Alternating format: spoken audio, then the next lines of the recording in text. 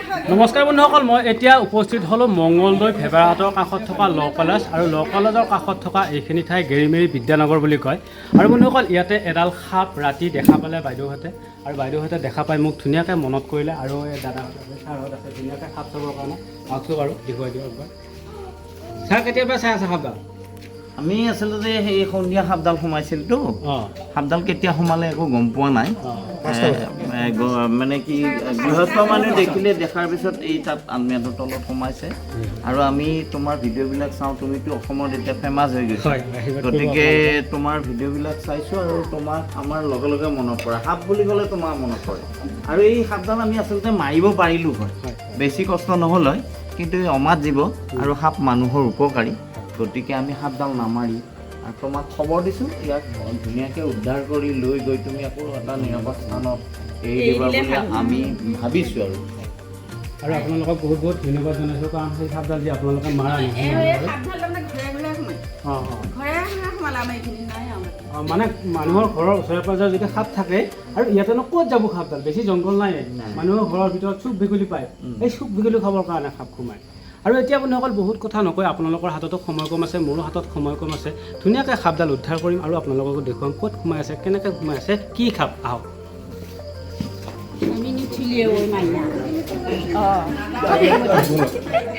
বাইদেউ এইটো কি ৰুম? বস্তু থোৱা ঘৰ আৰু ষ্ট'ৰ ৰুম হয়। এতিয়া ৰান্ধনি ঘৰ নেকি? Store room. চাওক বন্ধুসকল, এইটো ষ্ট'ৰ ৰুম, বিভিন্ন ধৰণৰ বস্তু ৰখা হয় আৰু ইয়াতে সেই সাপডাল সোমাই আছে। ইয়েছ, চাওক এইখিনি পায়খানা কি হ'ল?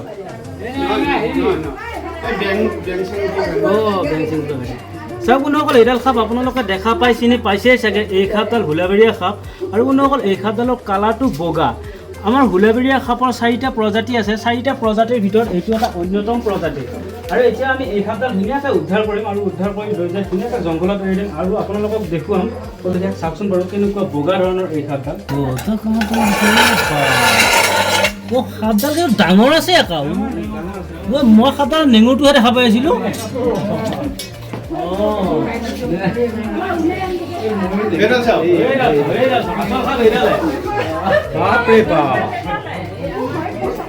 চাওক বন্ধুসকল, এইডাল কি প্ৰকাণ্ড সাপ, মানুহৰ ঘৰৰ ভিতৰত কেনেকুৱাকৈ কোভৰি পিটি সোমাই আছে। ভাগ্য ভাল এই সাপডালে কাকো একো বিপদ ঘটোৱা নাই। চাওকচোন বাৰু, সাপডাল কিন্তু ভয়ো কৰা নাই, মানুহ দেখা পায়।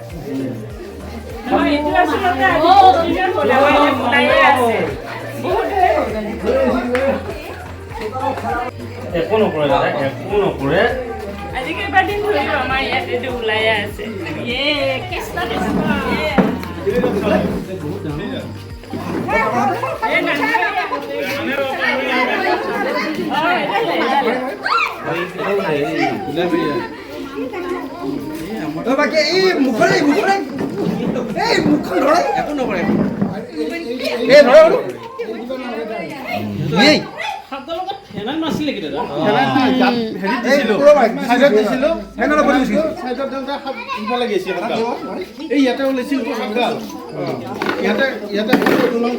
ফেনালৰ ওপৰতে গৈছে নেকি? অলপমান পানীত অলপ ভিজাব লাগিব, এই বাকলিটো মানে অলপ ঘোৰা ঘোৰা হৈ গৈছে না।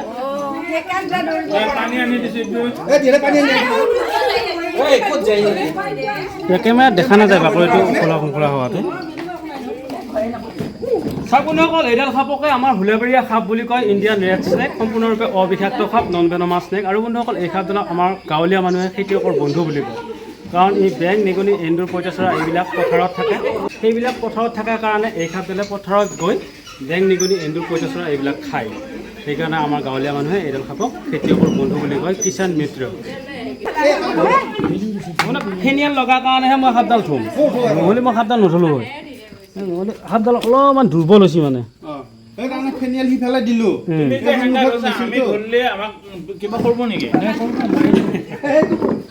কি ক'ম দাদা, নহয় নে আমি ধানকে ধৰি চাব পাৰোঁ নে? কেতিয়াবা পাইছা বিপদ হৈ যাব, তেতিয়া আকৌ মোৰ নামটোৱে উঠব, হয় নে নহয়? তাতে হাত ধোৱা দেখোন। আৰু এটা কথা কৈ নহয়, হস্পিটেলত যোৱা কথাটো কৈ ফেনিল লাগছে কাৰণে ধৰিলোঁ। এয়া পানীও খাইছে বেচেৰাই, বেচেৰাই পানীও খাইছে। সেয়া পিয়ৰ পূৰা পানী খাই আছে সেয়া দেখাত কিন্তু মই একে কুচিয়া মাছৰ দৰে আছোঁ কিন্তু আপোনালোকে আকৌ ধৰিব ট্ৰাই নকৰিব আকৌ ডাইৰেক্ট হস্পিটেলত যাব এইয়া মই নকওঁতে আপোনালোকে কৈ দিলে কোনো বেজৰ ওচৰত নাযাব চাওক এয়া মই নকওঁতে দাদাই কৈ দিছে এইটো কথা একেবাৰে সম্পূৰ্ণৰূপে সত্য কথা যিকোনো সাপ ভেনমাছ হওক বা নন ভেনমাছ হওক এণ্টিভেনাছটো লগত থাকে দাদাই ধুনীয়াকৈ কৈ আছে প্ৰত্যেক ডিষ্ট্ৰিক্টতে এণ্টিভেনম এভেইলেবল আছে আৰু যদি আপোনালোকে সাপে কামোৰাৰ পাছত ওজা কবিৰাজৰ ওচৰত গৈ তেতিয়াহ'লে হয়তো কোনোধৰণে মৃত্যুৰ মুখত পৰিব পাৰে চাওক ধুনীয়াকৈ সাপডাল কৰালে মানে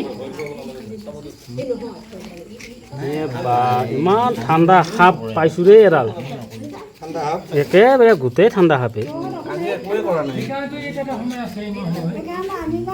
কিন্তু বয়স গৈছে আকৌ সাপডালৰ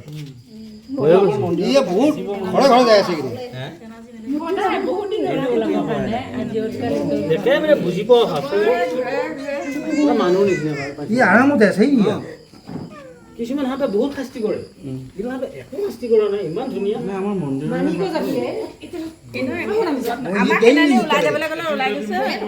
তোমাক আমি বহুত ধন্যবাদ দিছোঁ কাৰণ তুমি খবৰটো পায়ে যে মানুহক এনেধৰণে সহায় কৰা আমি ইউটিউবত দেখি থাকোঁ তো সেইদিনাখনো দেখিছোঁ গতিকে তোমাক আমি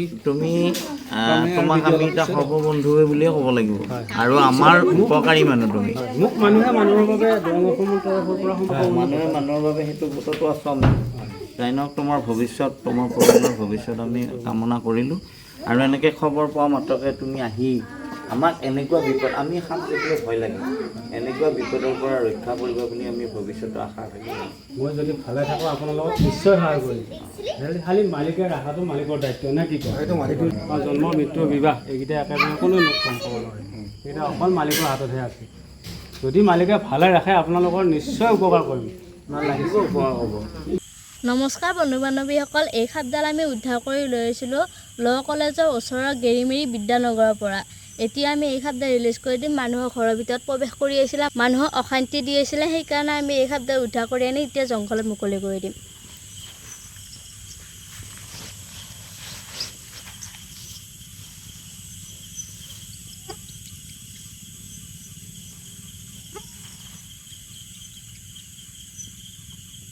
যদি এই ভিডিঅ'টো চাই আপোনালোকে ভাল পালে লাইক আৰু কমেণ্ট এটা কৰি জনাব কেনেকুৱা পালে ধন্যবাদ